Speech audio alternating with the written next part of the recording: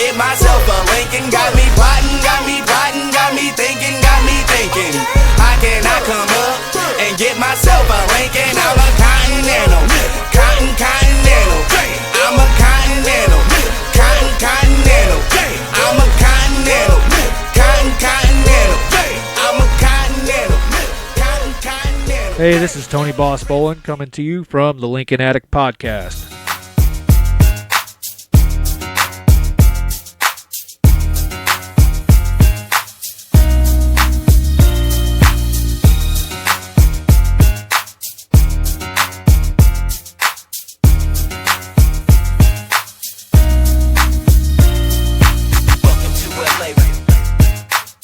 Hey, it's Jason ODB, a.k.a. the Lincoln Addict, here with episode 9.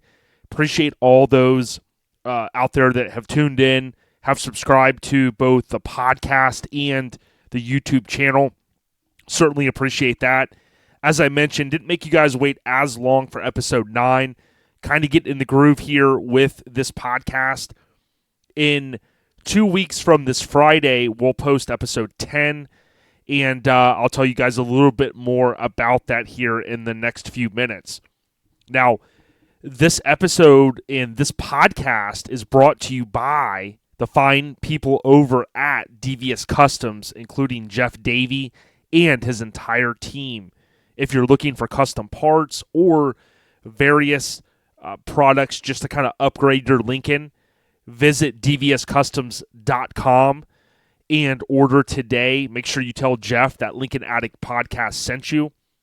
One awesome thing that they have, whether your car is more of a stock appearance or custom, he does offer a full exhaust system in stainless steel, and that's just one example of what the team has to offer over there. Also, CC Cycle Wheels, also known as Colorado Custom Wheels. Michael and the team over there are producing the best and baddest billet aluminum wheels in the world. If you're looking to upgrade your car to a Lincoln replica style wheel, get with Michael and the team. You can reach out to him via Facebook or Instagram or cccyclewheels.com. The number is 714-441-2498. And his email address is listed on each of the posts on Instagram. It's pretty simple. Emails at coloradocustom.com. So give them a follow if you can on Facebook or Instagram and let them know Lincoln Addict Podcast sent you. Oh, by the way, if you want a custom one-off wheel, they can make those as well. Hit them up. Okay, the last episode featured John Lyman from Stinkin' Lincoln Parts, and really big shout out to him. He's a really good guy. He is always taking care of Lincoln owners from east to west in terms of parts. He's got a big following. He's been doing this a long time, and hopefully you guys enjoyed that episode. Now, if you're a new listener, go back. I highly suggest this podcast is going on now for several months, and you can go back and listen to episodes 1 through 9. You can do that through the Apple Podcasts app on your iPad or iPhone, if you will. You can also download Podbean. Now, Podbean is who hosts the podcast for me. And that means with the Podbean app, whether you're on Android or iOS, you can typically go back to the very beginning since, again, they are the host of the podcast. You can also leave comments within the application or app, and I'll read those, give it a thumbs up, or respond back when I can. So on this episode, we feature Pat Teahan from Canada. Now, many of you guys will know Pat's name. He has been in the Lincoln Forum for some time. We'll hit upon that. He's also a real big just general advocate for these cars, and he helps folks on social media through like Facebook, and then he's also on Instagram. So we'll give out his information during the interview. Highly suggest that you follow Pat.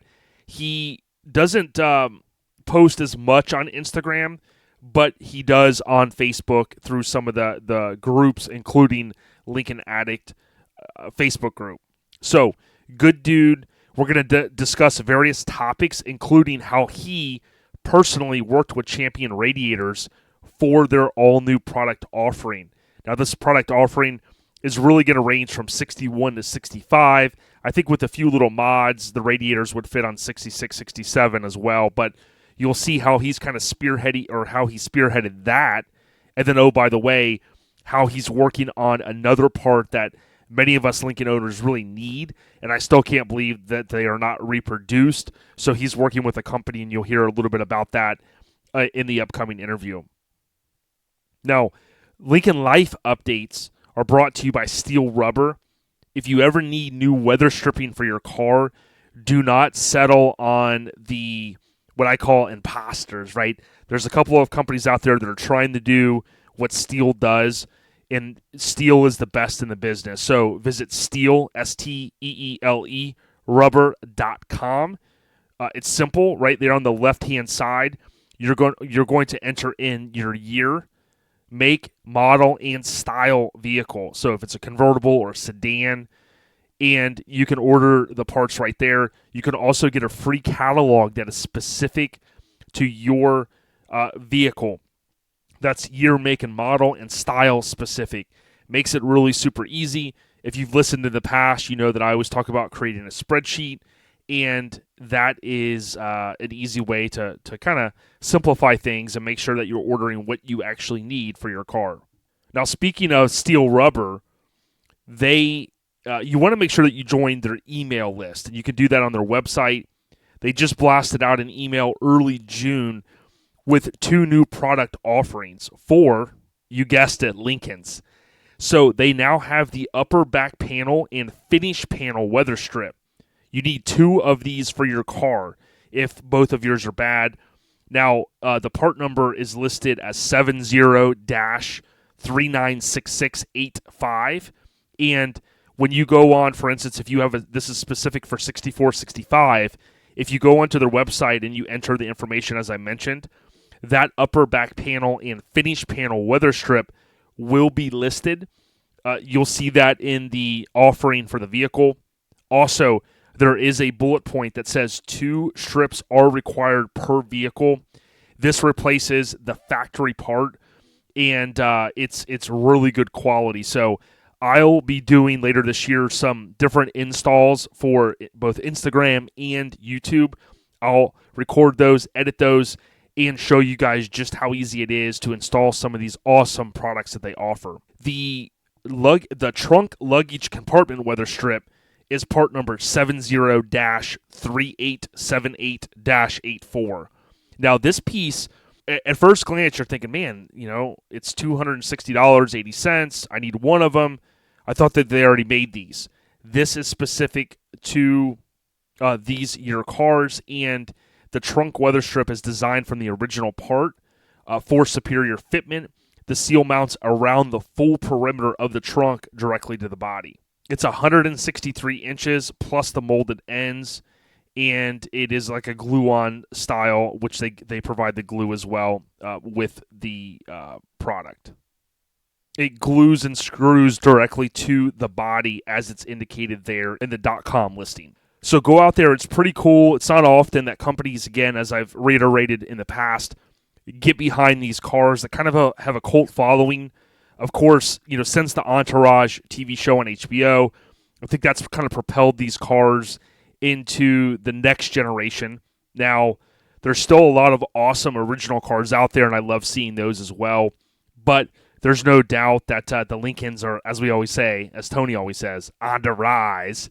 And it's great, again, to see companies get behind and offer good products, superior products, rather, for these vehicles that we all really like. Okay, the next update is at Autoblog. They had tweeted out that the 2020 Lincoln Corsair revealed with baby aviator look at NYIAS. So the hyperlink there will take you over to autoblog.com. Pretty cool website. I visited here and there. And it says, so the subtitle was, it gets a high-performance engine not available on the Escape. And when I look at the car, or the SUV, crossover, whatever you want to call it, looks pretty awesome, man. I really like the grill. I've never been a fan of these kind of, crossovers, which is listed here. It says the new crossover takes place of the also Escape Base MKC. So I do like that they're moving away. Some people have joked about moving away from the alphabet titles of these different cars. It was always confusing to me. But, when I look at it, they've got a lot of photos listed here. Pretty cool. I don't necessarily, think that it's a bad look at all. I think it really plays into where the type of vehicles that people want.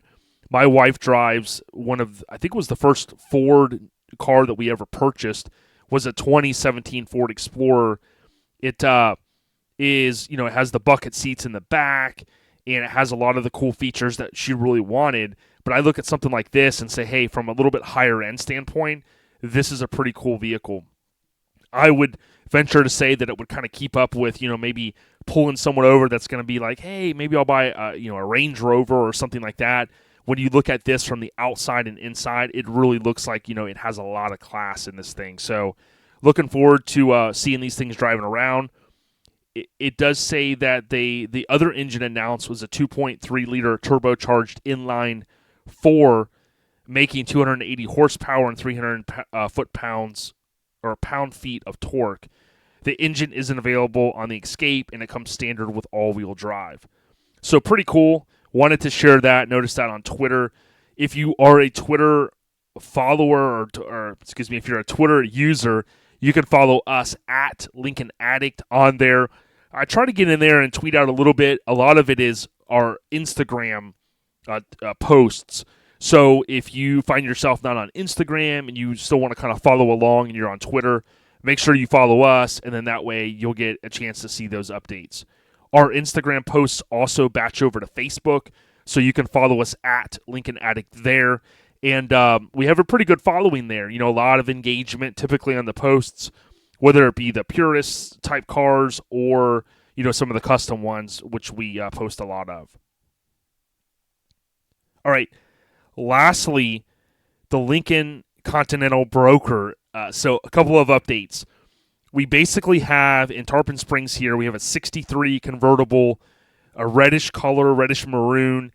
Car is pretty much flawless, and it's going for a nice price of $40,000. Now, we've had some interest on it, and I'm hoping that in the next few weeks or maybe month or so that I can tell you guys that it's sold. For anybody that's got the budget, it's definitely a car that's super nice, and you can get in it turnkey. Air condition is ice cold. The top works flawlessly. The windows work. Everything is great. It also has 64, 65 hubcaps and wheels on it. So the new owner basically upgraded from the aftermarket wheels that the other guy that owned it put on the car. So he didn't still have those. So now it has 64, 65 hubcaps and wheels. That means you're up to the 15-inch wheel, which is kind of nice. Now, there's still a 67 sedan that we're selling for a gentleman, really good dude. The 67 sedan is black. It's coming in at a $15,000 price point, and it's pretty much original except for the respray. If you're looking to get into a 66, 67 style sedan, which are very similar, then this 67 is it. There's probably a little bit of maintenance that you'll have to do overall, mainly to the air condition, and you'll be cruising in no time, whether you look to leave it stock or bag it or customize it in any other way. This is a great foundation. There's no rust under the car. It's a solid car, and the chrome and stainless looks really nice on it. All right, lastly, we've got a friend that we've been helping sell a 67 full custom car for. Now, this one you may have seen on eBay. We were asking a little over $60,000. The owner is willing to take less, okay? So he has been very clear that if you want to make an offer, he will consider all offers. Now, I would tell anybody, listen, you're not going to super lowball someone, especially with a car like this, and expect for them to accept the offer. So I would say reasonable offers. You can email us lincolncontinentalbroker@gmail.com if you're inquiring about purchasing a car or you're looking for a specific year, make, and model. Let me know. That email I keep specific for trying to either locate cars for folks or sell cars for individuals. You can also click the link right in my Instagram bio at Lincoln Addict. Tap on email there, and it will pull you right up to emailing LincolnContinentalBroker at gmail.com. So here's one for you. Now, I did not grow up. I think this movie was a little bit before my time. Not trying to, put a particular age on myself, but Animal House is obviously a cult classic. I've seen the movie before, and my pops, rest in peace, nicknamed Papa Smurf, he had pointed out to me several years back, and for whatever reason, when I was younger and I saw the movie, I just didn't remember this, but there is a 64 Lincoln Continental sedan in the movie. The famous photo or screenshot from the movie is the car sitting in front of the house with some other kind of junkers out front, and the car's, obviously weighted down. Now, someone mentioned here that the car had belonged to Kent Flounder Dorfman, older brother Fred, who is lending it to them in the movie. The other Delta frat boys make Kent take them out in it. The car ends up getting smashed up. Then, for the final parade scene, the car is transformed into the Deathmobile. So, I'll have to go back and watch the movie. It's been a long time since I've seen it. Obviously, I know it is a cult classic, and that movie came out in 1978. And for those scoring at home, that was the year that I was born. So, a little bit before my time, but I do know the movie, and I do know that it is beloved, of course. Rest in peace to John Belushi. Okay, last few things, and then we'll roll into the interview with Pat.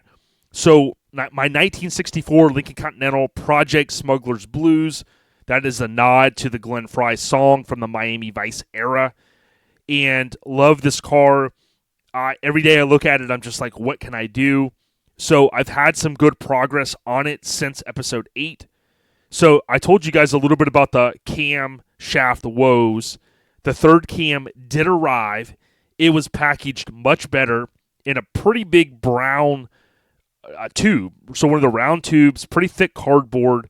Inside it, they had packed at the bottom several things of brown packing material, smashed that down in there, and then they took the white flimsy-ass box that had the camshaft in it. They put that right down the middle.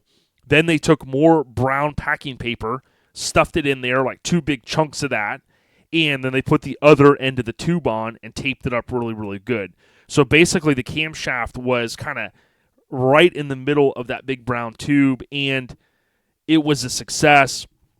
I was super excited to hopefully receive one that wasn't broken. Of course, I did record that as well, because what would have the chances have been a third one in a row? They wouldn't have never believed me. So I did record it, and luckily I was able to delete the video because I no longer needed it.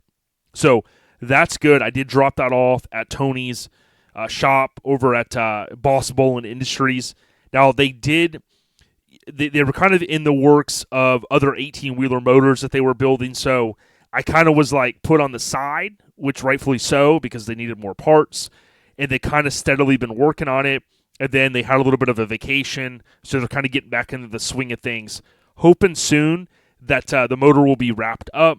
Then once I get the Devious Customs kit, I'll be able to install the motor back in to the car. Now, it's important, I do want to note this, if anybody's going to eventually airbag their car, which I know that's not for everyone, if you go with a Devious Customs kit, which I highly suggest, you can get the transmission crossmember. Now, the transmission crossmember will bring the transmission up just a hair, so the car will sit a little bit lower. But, as Tony mentioned to me a while back, because he installed one of these on his car, there's also these 2 spacers that go on the motor mounts before you install the motor. And it's a lot easier to put those in when the motor's out and then you drop the motor down, versus if you were, looking to install that, it's not too hard. You got to jack the motor up a little bit once you loosen the motor mounts, and you have to slide those things in there. But in my case, since my car is totally blown apart, the motor's being rebuilt, so on and so forth, with new motor mounts, you name it, at this point, it's going to be super simple to drop the spacers in, then drop the motor in, and then I can begin finishing that assembly of anything that I don't bolt onto the motor before it goes back in the car. Whether that be, the intake manifold, kind of deciding whether I'm going to bolt that on before or after I set the motor back down. We'll see, but there's a lot of parts I still have to kind of put back on the motor once I get it back. Just looking forward to that next step. This was one small step for Project Smuggler's Blues, one giant leap for the overall project. A little spin-off there of the JFK quote, of course. But I did order through John Cashman the entire Lincoln convertible upgrade to the hydraulic hoses, the new pump, the cylinders, and the solenoids. You can go to convertiblelincolns.com and order those parts. You can also reach out to John directly. The key is you need to know which year car you have, of course. And I think the main thing, the lines are a little bit different in each of those years. But you can order those parts. So when those parts came, I kind of sat on them a few days. And before you know it, I was like, all right, I'm ready to work on the trunk. Had buttoned up some other things that I had planned to work on and, was kind of had in the works. And I said to myself, all right, my buddy, he always tells me, man, don't start the next thing until you finish this thing, right?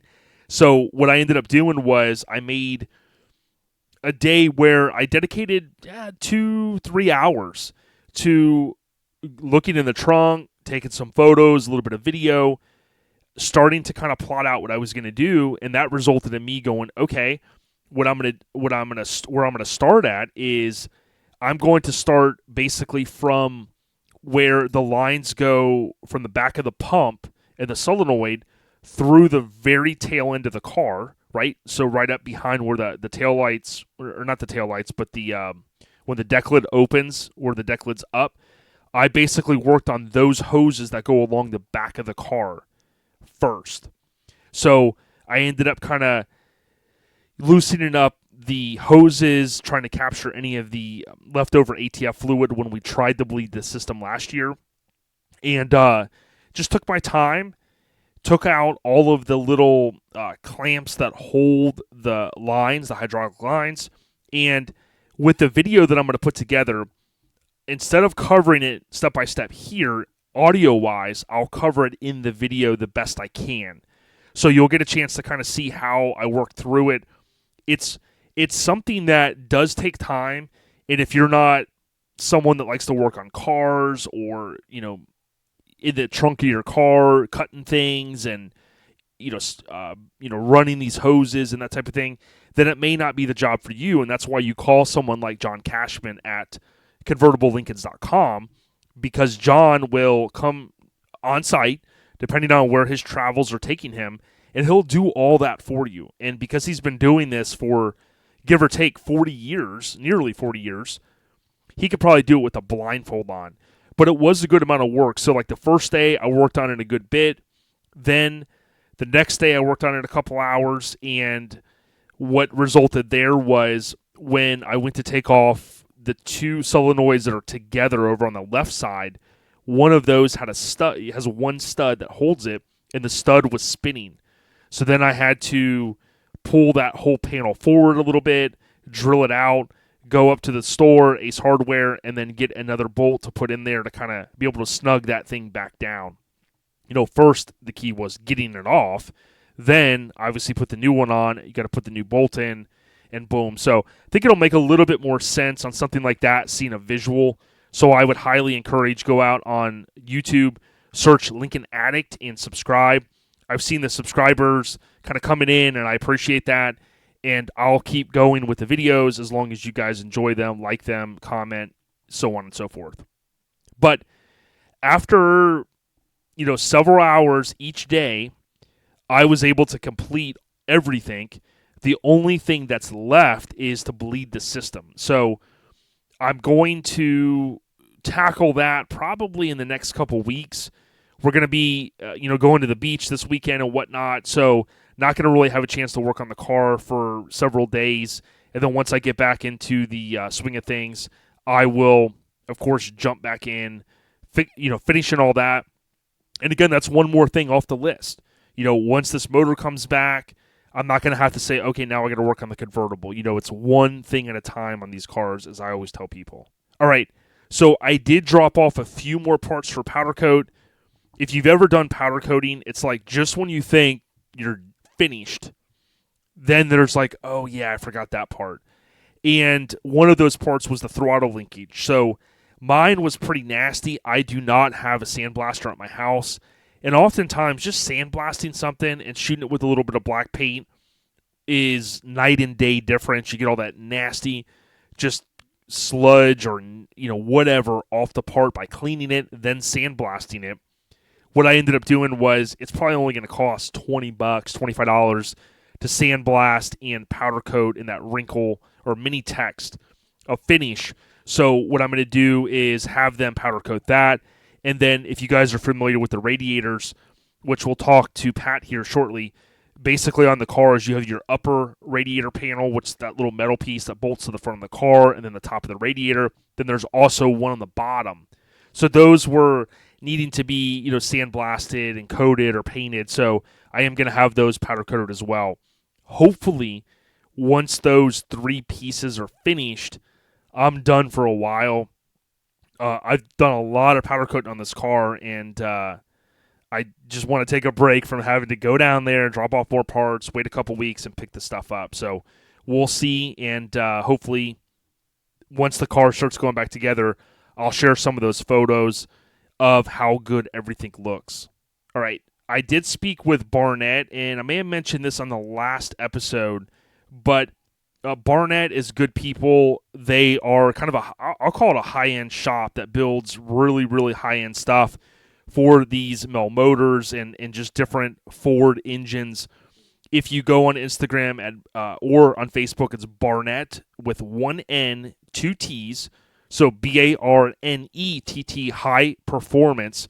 You will see that they are a machine shop, or building Michigan muscle machine shop. They do custom engine building. They are one of the only places that I know of anywhere around that really basically builds high-performance Mel motors. So one thing that they offer is an MSD ignition, or I should say distributor, for these cars. You can get with them. It's also listed on their website. It's a little pricey, right? So it's not as cheap as going to Summit and just buying one from them, but it's not a regular product from what I understand that MSD offers. So you go out there, if you're looking to maybe add a little bit high performance, you want to get rid of the points in the distributor, or you don't want to go with some of the upgraded electronic ignitions that you can go with. Some people love it.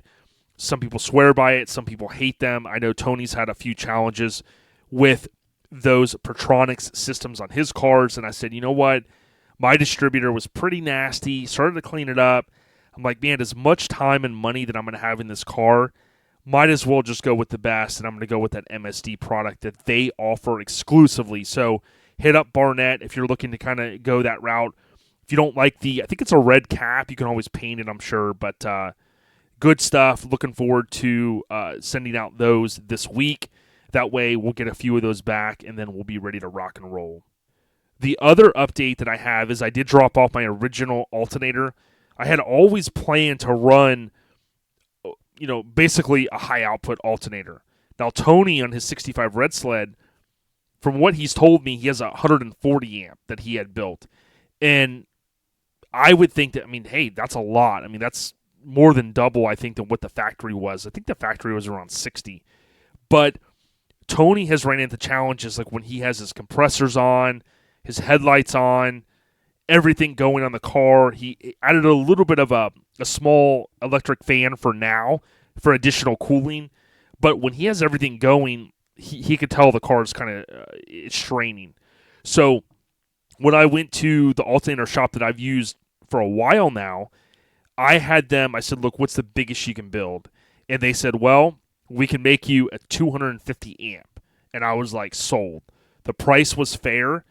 They painted the casing black, and it's a one-wire alternator. So I'll be able to easily upgrade this, get rid of the old nasty stuff, and I'll be super happy. It's really overkill, but for something like that, I'd rather overkill it and potentially never have an issue with the, charging aspect, the alternator side of it for maybe the rest of the car's existence. So fingers crossed, that's going to go awesome. I did pick that up. And then I think the last update was I did install PST steering. So, that's a really superior product. I think it stands for Performance Suspension Technology, but overall, the steering on my old car was super sloppy. The center link is typically bad in these cars. And I said to myself, again, the stuff was filthy, nasty. I was like, why not just go with all new stuff? And that's what I did. So with the motor being out in the car, obviously it's a lot easier to install that. But the car is going to hopefully drive awesome once I get it finished. So what's next? I'm going to remove the voltage regulator. No longer need that. It's pretty simple. You can unplug it.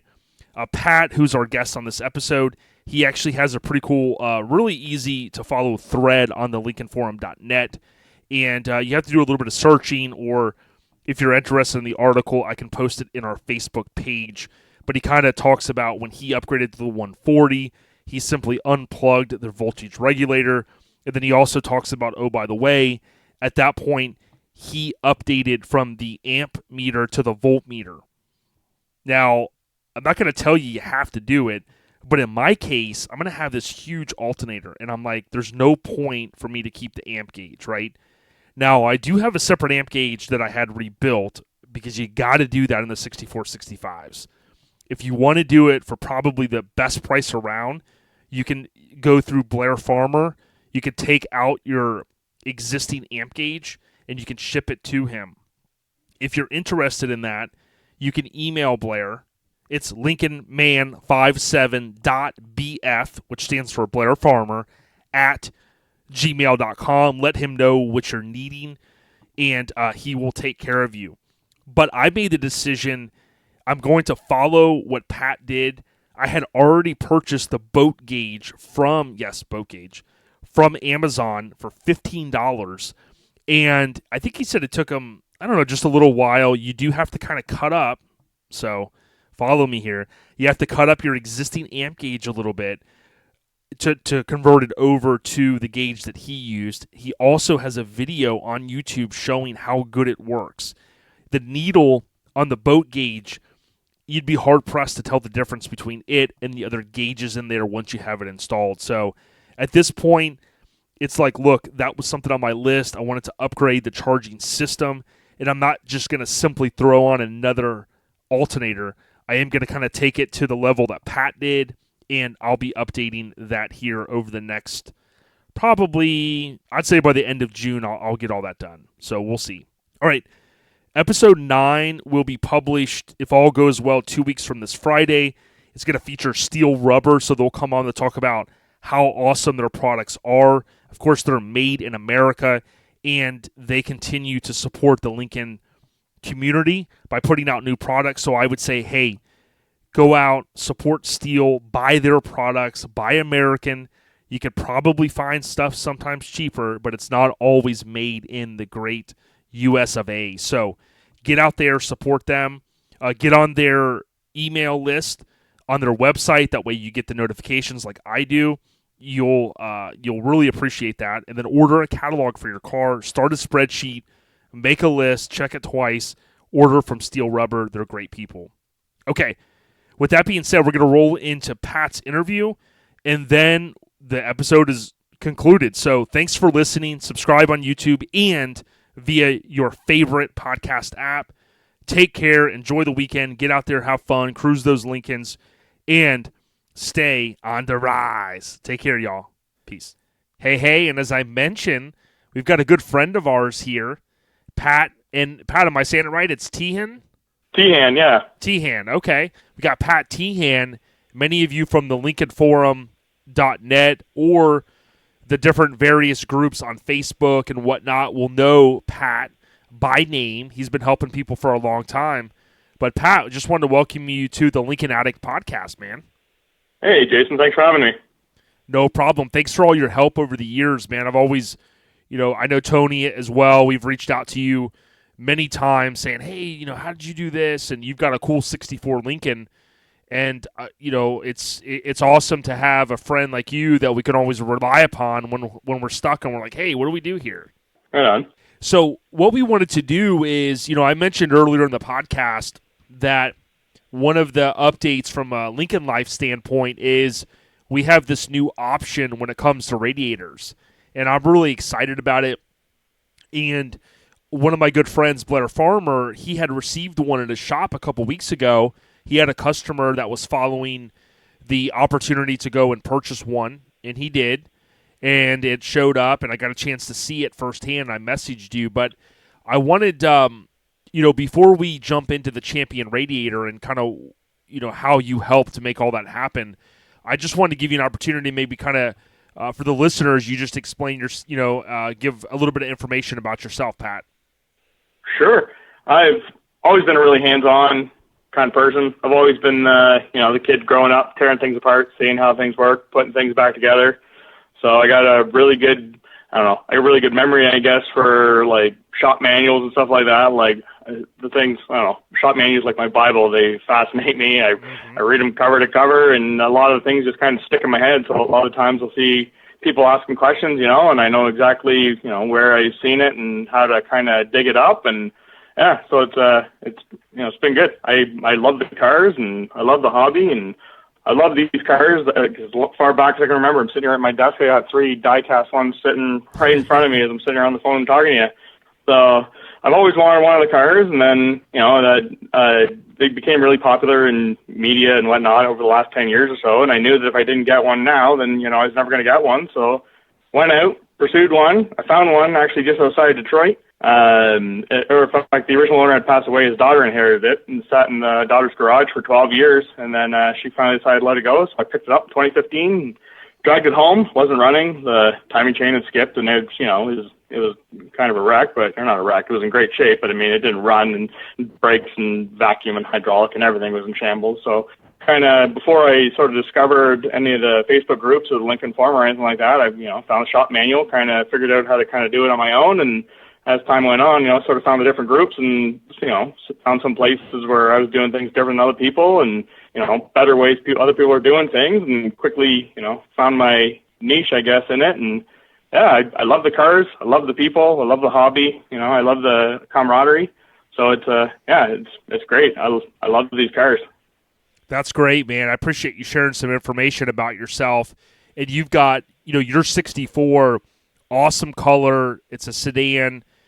Tell us a little bit about just the car before we talk about the radiator, the Champion radiators, a little bit more detail.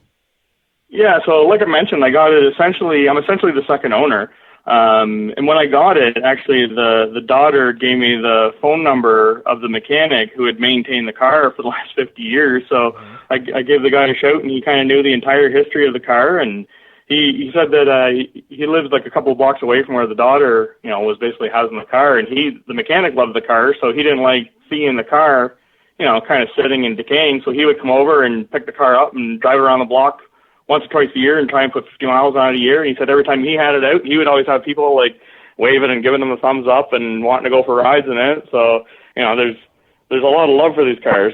So I guess the car was sideswiped around 1980. So it was repainted around 1980, and they did a pretty decent job with the body job on it. And, the paint was dirty when I got it. So we spent a lot of time cutting and buffing and waxing, but I mean, it's spotless. There's no dents in it. There's no rust on it or nothing like that. So whoever did the body job, almost 40 years ago, did a pretty great job, and pretty happy with the car and the color. And of course, when I first started looking for a Lincoln, I wanted a black Lincoln, just like everybody wants a black Lincoln. And then, once I kind of got it home and the color kind of grew on me, and, now, it's not a black Lincoln now, right? So I love it. So I love the car, and I love the color, and I love the culture. Definitely. Our friend Tony, he always starts those, he started the on the rise, and 65's on the rise, and not a black Lincoln hashtag. So we always love, joking about that. It's one of my favorite colors, though. Like, even Mob Steel had painted one of their coupes in a similar color. Do you happen to know the actual color name of your car? The color name of mine is actually called Princeton Gray. And it's funny. So in the dark, it looks like it's like a silvery gray, and then you get it out in the blue or out in the sunlight, and it's like a blue. And it really changes shades of blue depending on, whether it's direct sun or indirect sun or in the shade. It's a pretty cool color, and it's really close to the original color. In some of the spots, when you get poking around, you find kind of behind the door cards and whatnot where it wasn't painted, and it's really close to the original color, the color that was repainted. So, and I love it. And a lot of people that see the car love it. You know, and when I first got the car, I was like, oh, I'm going to paint it black. And everyone's like, oh, don't paint it black, you know. So, but the blue is really growing on me, and I love it. And when I take it to car shows, especially when there's other Lincolns, you know, I'm the only blue Lincoln, or Princeton gray, I guess, as it were. So, yeah, I love it. Very nice, man.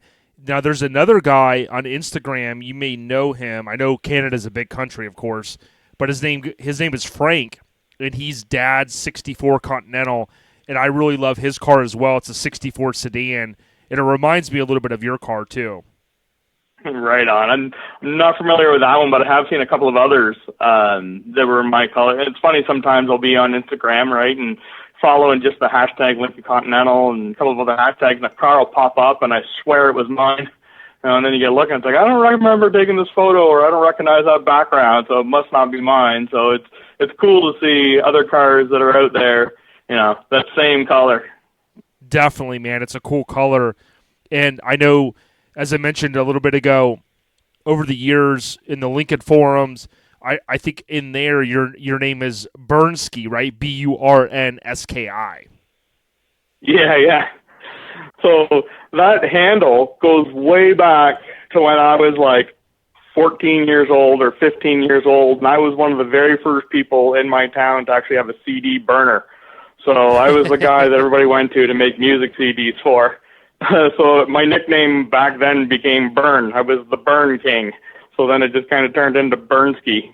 So nice. And then it just stuck. So I've had that name, and I've had that name for, 25 years or more. Awesome, dude. I remember one of my good friends, John, he had a CD burner before anybody I knew, and I was like, man. So I always wondered what that meant, but I could tell you, and the listeners as well, that if you a lot of guys think, the forums, now we got Facebook, but the LincolnForum.net is a great, I guess the word I'll use, like a repository for all kinds of information. And, Pat over the years has really helped a lot of people. I know, Pat, even you mentioned the skipping the timing. I remember reading your thread, and you were kind of like at wit's end trying to kind of figure out this little issue. And it ended up being something small, but in the end of the day, you really stuck with it, and you were able to figure out that issue. Yeah, I just had to gut it out. I think what happened, if I recall, my timing chain had skipped, but it only had skipped one tooth, so it was running rough, but it wasn't running, it wasn't running very well, but it would fire up. But I think what actually happened was the mechanic I bought the car off of, when he was trying to figure out why the timing was so rough, he moved the distributor by one tooth, trying to compensate for the off timing. So then once I fixed the timing, and then my distributor was out, so it was kind of two wrongs making a right almost. So once I kind of got it figured out, and it's been running like a champ ever since. So I mean, it's these engines are bulletproof engines. I know some people like to pull them out. I like to keep them original. So I mean, they're great engines. You take care of them, and they'll take care of you. I couldn't agree more. And I remember you must have been ecstatic, figuring out something small like that. I would say overall, I know, even myself, a lot of people come to me and they ask me a lot of questions. Like, I've learned a lot over the years. I'm the first to tell people I don't know it all. And I'm the type of person, probably a lot like you, that if there's an issue that I'm having, I love to uncover it and try to understand it. Or when someone explained the timing to me years ago, I wanted to not just be like, oh, put it at top dead center and do this. Like, I want to understand it, right? So it's very cool, and to your point, it's turned into an awesome hobby that a lot of us enjoy. Exactly. I love figuring out why things don't work. I love a challenge. So I love tearing things apart and seeing what's inside of things. And, I mean, sometimes you got to break things to fix things, right? But, I mean, I always, I don't give up. So if there's a light at the end of the tunnel, I'll find it. I like that, Pat. So fast forwarding to this main topic, this hot topic in the Lincoln world right now, I remember reading a thread of yours a couple years ago, and, I had saved it. I had, picked up my 64 Lincoln back in, give or take, about December 2017. And I started, immediately, like a lot of people, stacking parts. And I had read one of your threads where, you had went to one of the big name retailers and you had bought a Champion radiator. And, you're like, well, dude, you could get this, this, and this. And before you know it, you can install a radiator and it'll work perfectly fine. So I had went out and bought some parts, and that was the plan. And then I got into mine a little bit deeper than, as usual, things manifest, right? So I started working on it more and more. But then before I knew it, you were like, well, hey, listen, I'm working back with this big company. So tell us a little bit about, and when I say big company, you were working back with them to try to make a direct replacement, bolt-in replacement. So tell us a little bit about how the relationship manifested with Champion and kind of what you did to try to bring this product to market. Sure. So it actually goes all the way back to October of 2017. I got digging back in my emails and my messages. Obviously, there's a need for a direct bolt-in radiator, and I know there are universal options. A lot of people are using rads out of Mustangs. There are some one-off options. There's a lot of rad companies that will make you a rad, but there wasn't anybody who was mass-producing a direct bolt-in option, at a realistic retail price, right? There's a couple that are out there, but they were just expensive for the average guy. So I basically started out, I went on, Amazon, Jag Summit, kind of looked at who the different manufacturers are, got poking around on all of their different websites, seeing who made what. I actually found 3 or 4 different radiator companies who kind of specialize in classic cars and especially in big Fords and stuff like that in the 60s and whatnot. I reached out to all of those companies, said that I had specs and schematics, and I'd be really interested in working with any of them to see if anybody was interested in working with us to make a direct bolt-in option. A week or two later, I get an email back from Champion, and then they said they were actually interested in building a rad. They needed a little more information about it before they could make any sort of commitment or anything like that. A couple of things that they wanted to know before they were interested in making it is they needed to know what years kind of crossed over. So I spent a lot of time going through the multi-part catalogs, going through the shop manuals, trying to find where the different styles are, where they kind of changed. They needed all the little bits of information about how does the rad shroud mount, how does the rad mount into the cradle, like bits of information like that. Once they kind of seen that there was enough years, I don't know that they're necessarily like building rads that are like one-off years, but if it's, a rad that'll fit 5 or 7 years kind of span is kind of what they're more interested in doing. Went back to them, kind of gave them the information. They said, yeah, we're excited to build a rad. They're like, we need some cores so they can bring them in to their R&D. They can kind of measure them up, right, and try to sort of figure out what the exact specs are and so on and such. So I kind of reached out to some of the guys in the Suicide Slabs Facebook group as well as on the Lincoln forum. I had a couple of different people expressed, they'd be willing to help us out. So I connected those guys with the guys at Champion. Actually had great results. I think I had probably 5 out of the 7 years dropped off to the guys at Champion. Champion was kind of looking for a couple of in-between years that they couldn't find, but they sort of figured, I was able to get them photos. There were some people who were, across the country, they couldn't really drop one off. They would send me photos with measurements and stuff like that, and I forwarded those on to Champion, and that was enough for them to kind of know what spans what year. So they put the rads kind of went into queue. They got the cores. They kind of went into their queue to their R&D department. It took several months for their R&D to get to. I think they have a lot of demand, right? And they have a lot of backlog, and they're obviously spending their times on the big dollar things, right? Like Camaros and Mustangs are always probably going to get preference over us. So those things kind of it finally came.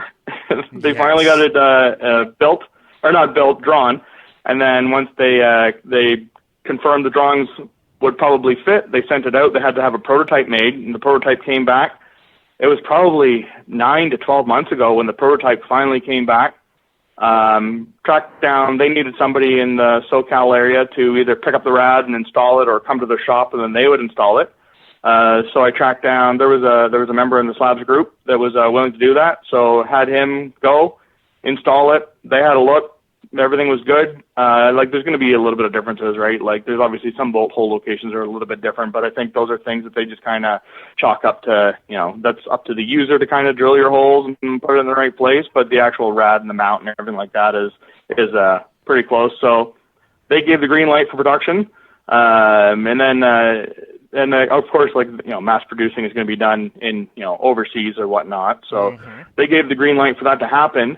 And then there was some delays with the mass producing. I think the original timeline I was given was about a year or so, start to finish. And I know it took like over a year and a half. But I think they did have some delays with like the aluminum tariffs from China coming into the United States. That hit right as they were starting to ramp up production.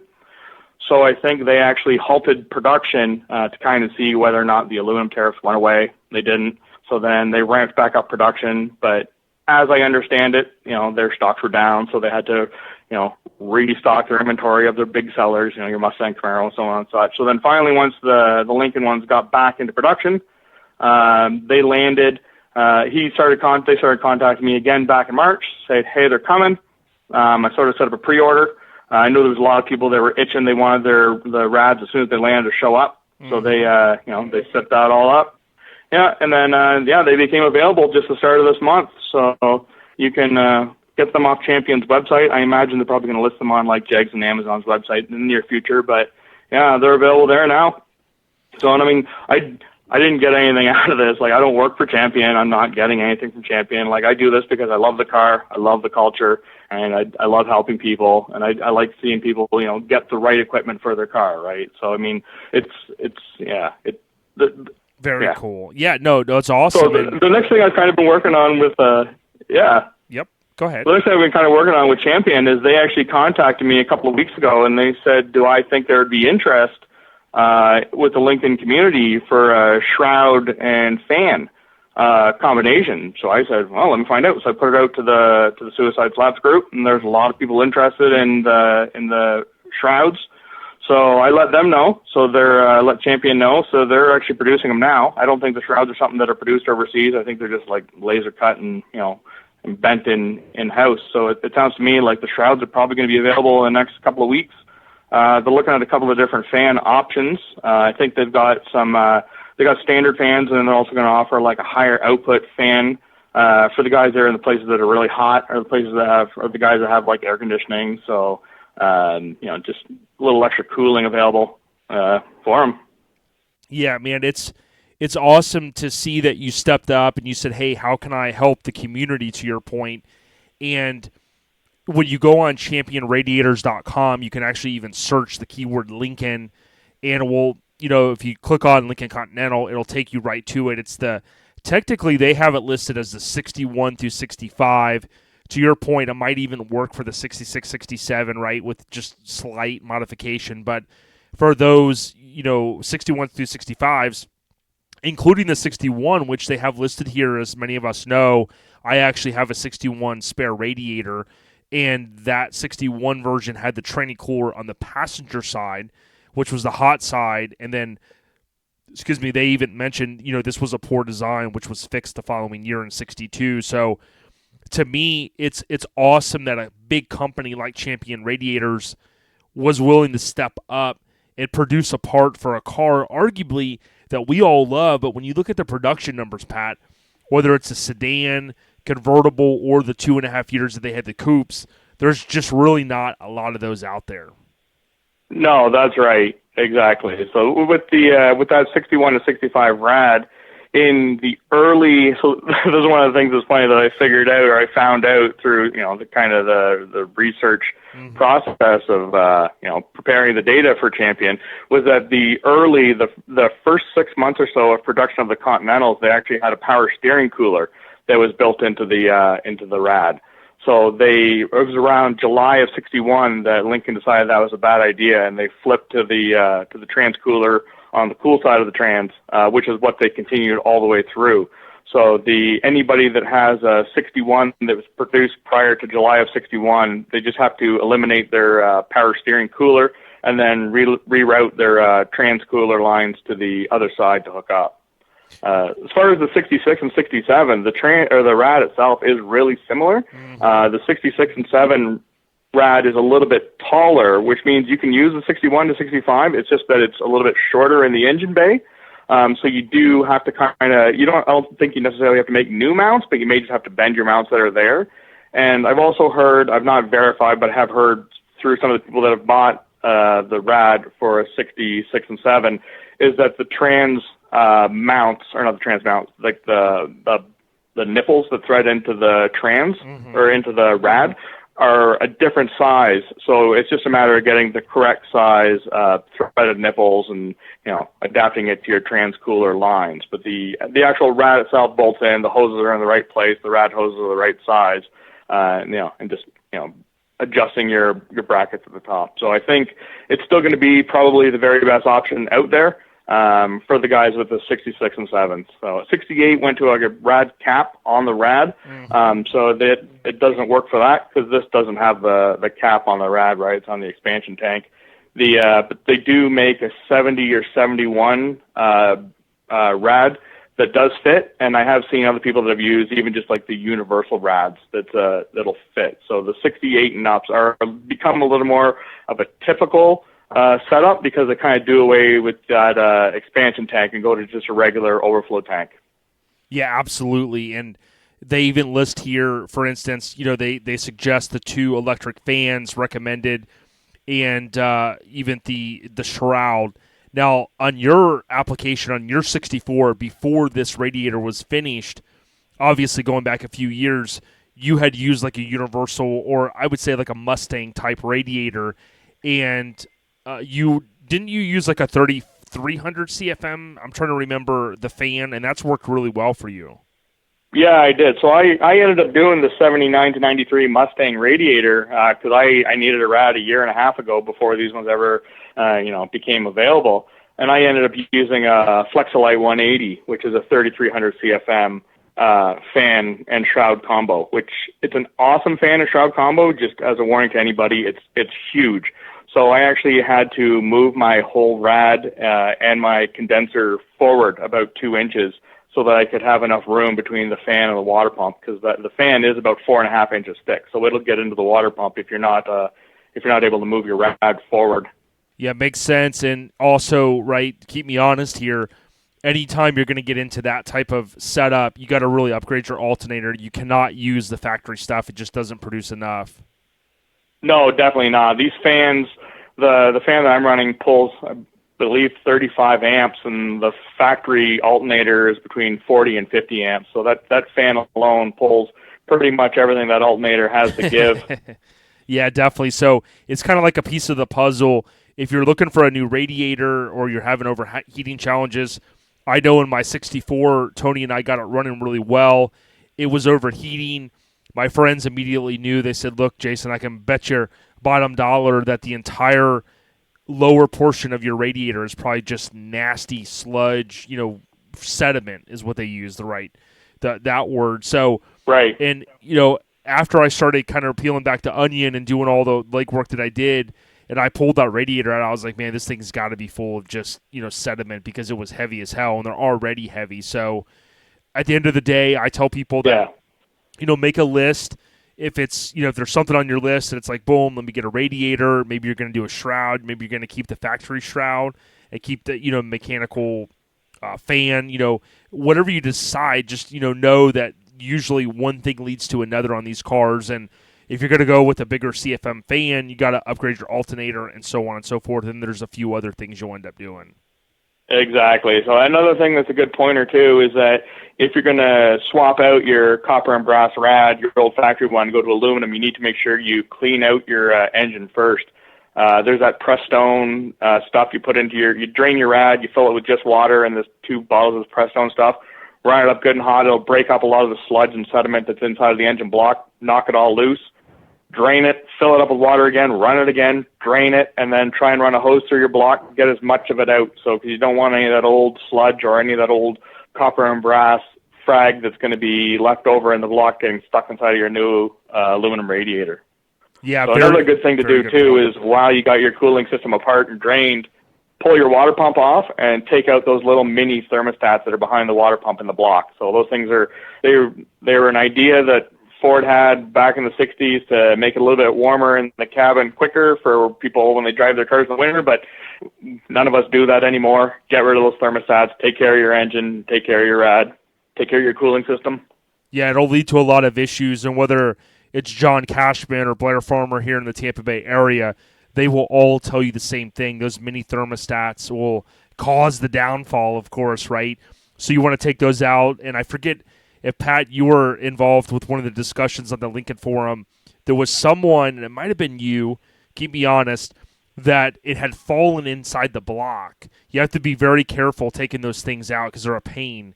And someone had to get a camera and put it down in there to try to, fish that thing out. Yeah, mine actually fell in, but I was able to get mine out with pliers. But I do remember the conversation you're talking about. That little spring can thing fell inside, and they were able to get one of those flexible, grippy tool things with a little borescope and fish it out. So you want to make sure that comes out. You don't leave it in there, and they'll end up plugging up a water jacket on you. Yeah, most definitely. And you can kind of see, like on my car, where it was like, well, man, the motor mounts, I got to do those. Then it was like, well, I got to do the freeze plugs. Well, I got to do this. And then before you know it, I mean, you can do a lot of this with the motor in there. Don't get us wrong. But in my case, I was like, man, I need to do this and 50 other things. So that was one reason I decided to go ahead and pull the motor and do a full rebuild. But typically, to your point, you don't have to do that. You just need to know what you're kind of getting into, because one thing does, of course, lead to another. Once you get down to the bare bones and you take out the thermostats, and at that point you're probably going to want to do a water pump, and you start doing all that stuff. Hey, they are bulletproof motors. You just got to kind of fix the usual suspects, so to speak. Exactly. So cool. So again, I would tell everybody championradiators.com. To Pat's point earlier, I would foresee I would anticipate in the foreseeable future, like a Jegs or Summit, carrying the radiator. What blew my mind, Pat, was it's $244.98 right now for, I think, the U.S. price. Typical price, at least on their site, is $254.98. So what I, kind of noticed there is it was even cheaper than the radiator I bought from Jegs for the Mustang. So, depending on what you decide to do, to Pat's point earlier, you can eliminate the expansion tank if you go with like the Mustang radiator, or if you're looking to retain that factory look, you might want to just go with the bolt-in for $244.98 as of right now. And then, of course, they do have additional add-ons, which are the Spall fans, thermostat relay kit, the polished overflow tank, which is about $40. I also added on my order the 48-inch polished stainless steel hose kit. It comes with the 4 end caps, so you can make 2 hoses. That's for the transmission cooler. And then you can have the radiator polished if you'd like, if you're really looking to for the show look, and it's $70 there. So very cool, Pat. Man, I appreciate your time and kind of sitting down with us a few minutes to talk about your contribution to this whole Lincoln life that many of us live. For sure, man. I can tell you, too, I got another project I'm kind of cooking up now that the radiators are kind of done. I've actually been in contact with a couple of the big filter companies. And what I'm working on is getting replacement transmission filters made for the 61 to 65 Cruise-O-Matics. So I've already been talking with a couple of the big companies like Wix, Fram, Purolator, a couple of others, trying to get those guys interested and on board and build us a filter. So it's another spot where we're short. So I'd like to fill those holes. Interesting. And correct me if I'm wrong, I think what I've heard over the years is like most of the times you just have to like clean the filter the best you can. That's it. Yeah, nobody makes a replacement filter for that transmission. It's crazy. You can get the gaskets, you can get the bands, you can get the plates and everything, discs and everything inside of them, but you can't get a filter. So the only option is to you either have to clean your filter out, or you got to get a junkyard filter, or you have to send yours out. There's a company, I think, in like New York or New Jersey or something like that, and they'll recover the Dacron on top of it. But nobody actually produces a filter. So I've been working the last couple of months trying to get somebody interested in making one of those for us. So we'll see what happens. Wow, man. So, dude, man, that's great to hear that. We love to hear Lincoln's on the rise, of course, not the downfall, as we always say. Pat, why don't you give out your information here on Instagram, or the spelling of your name, That way, if anybody's looking to connect with you, if most of the people know you at least on Facebook, but if they're looking to kind of get in contact with you, if they had any additional questions. Sure, yeah, I'm on Instagram. My handle is Pat Teahan, all one word, PATTEAHAN. That's it. I'm on Instagram. I don't post a whole lot, but I do respond to messages right away. I just don't post a lot. I'm more of a looker than a shower, I guess. But I spend a lot of time on Facebook. I'm on the Lincoln forum. Same thing. I spend a lot of time just perusing there. But I mean, if I get private messages on there, I reply, right away. I just don't really post a lot in those places. But I'm there. So hit me up, follow me on Instagram, and check us out on Facebook, Suicide Slabs. I'm also running the Canadian Suicide Slabs group. So if you're up in Canada and you're not with us, look us up and get you sorted out. Absolutely, Pat. Well, dude, man, thank you for helping, as I mentioned at the beginning, helping some of us over the years. We could really have you back on in the near future. I think we could talk a little bit about, the amp gauge, which is another whole topic. We could talk about, you have a really cool write-up in the Lincoln Forum about how to bypass it or to really essentially upgrade to like a voltmeter. So I think, again, you laid the foundation earlier that you're always kind of looking to enhance the cars, take it to the next level. You've showed that you've done that with the big companies, but you've also done some cool write-ups that I think will be beneficial to a lot of people out there that may not have read those. For sure. Well, thanks for having me on the show, Jason. Absolutely, Pat. Stay on the rise, as Tony and I would say, and take care up there in Canada. Stay warm, brother. I know we're rolling into the summer now. All right, buddy. You too. Take care, Pat.